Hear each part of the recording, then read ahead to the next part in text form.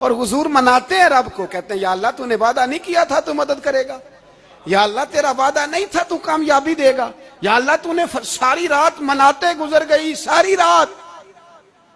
صبح کا اجالا چمکا تو حضرت ابو بکر فرماتے اتنا لمبا سجدہ کیا، حضور سجدے میں تھے، میں دیکھتے دیکھتے تھک گیا، میں سجدے کی حالت میں ہی حضور پر لیٹ گیا، لپٹ گیا۔ میں نے کہا محبوبہ سر اٹھائیں، وہ دیکھیں اللہ نے مدد نازل فرما بھی دی ہے۔ اٹھائیے سر۔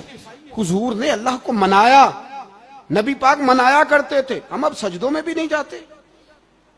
اتنی سو گئی امت، سجدوں تقریروں سے انقلاب لانا چاہتے ہیں، ہم خالی نعروں سے انقلاب برپا کرنا چاہتے ہیں۔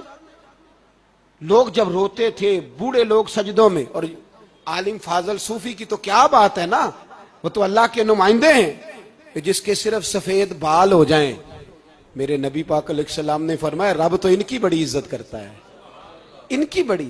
اور میرے نبی پاک نے فرمایا گناہگار مومن بھی جب دعا کے لیے ہاتھ اٹھاتا ہے تو اللہ فرماتا ہے فرشتو اسے خالی نہ لوٹانا، مجھے شرم آتی ہے سے خالی۔ پر تو اٹھاتا ہی نہیں، تو اسے مناتا ہی نہیں، تو کبھی لپٹا ہی نہیں، تو نے کبھی کہا ہی نہیں کہ یا اللہ آ میں تجھے لے جاؤں۔ حضرت سعد بن